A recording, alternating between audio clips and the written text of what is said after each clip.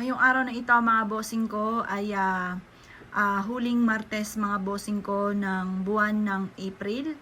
Gawin nyo po ito mga bossing ko at makakatulong po ito para mas maging masagana ang pamumuhay ninyo sa buwan mga bossing ko ng Mayo. Ngayon po mga bossing ko, para ikaw ay laging nakakabayad at hindi ka magkakaroon ng utang. Or kung ikaw ay mananaya, i-wish nyo po ito para ikaw po ay makajackpot na ngayong buwan ng Mayo. Gawin niyo po ito ng mga bandang alas 7, sa may silangan ka lamang lagi haharap. Dahil tayo ay gumagawa ng pagiging positibo sa silangan lagi mga bossing. Ngayon pa mga bossing ko, isusulat niyo po dito ang inyo pong pangalan. Yan. At pagkatapos, isulat ang numero na tinatayaan. Halimbawa mga bossing ko ay 25, 5, 38, 8, 9, 43. Yan. 2, 4, 6. O, saktong-sakto. Sabihin nyo po dito, sa numero na ito ay mananalo ako ng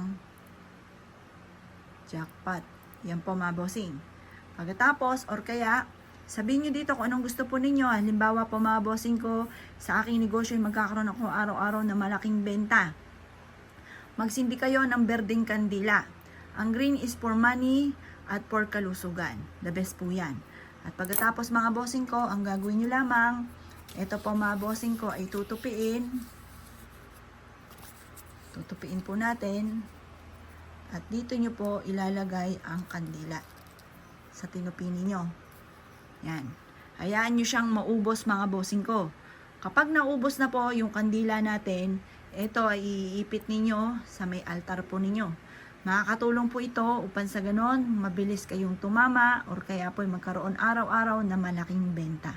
Tingnan nyo po, napakaganda ng liwanag ng apoy mga bossing. Buhay na buhay mga bossing ko at akala mo'y sumasayaw-sayaw po siya mga bossing ko. Yan po mga bossing ko ay good sign. Pag naman po ang kandila ninyo ay maraming patak mga bossing ko, yan po ay marami pang mga pagsubok na darating. Kapag maganda yung kandila, walang mga patak, ibig sabihin, mabilis yung makakamtan yung mga wini-wish po ninyo at positive po yan. Yan po mga bossing ko ay mag-a-attract sa inyo ng swerte. Pero kapag maraming mga patak-patak ng luha, huwag kang malulungkot. Kaya natin to ginagawa para mawala kung ano man ang mga kamalasan na pinagdadaanan. Kaya natin to ginagawa para makamit lahat ang mga pinapangarap. Hindi natin to ginagawa para malungkot po kayo, para kayo mawala ng pag-asa, hindi po. Kumbaga kaya natin to ginagawa para makontra kung ano man ang mga kamalasan. At matupad kaagad kung ano man po yung mga wini-wish po ninyo. Kaya kung ikinaniniwala at nais po itong gawin, ngayong araw na ito, huling araw ng Martes mga bossing.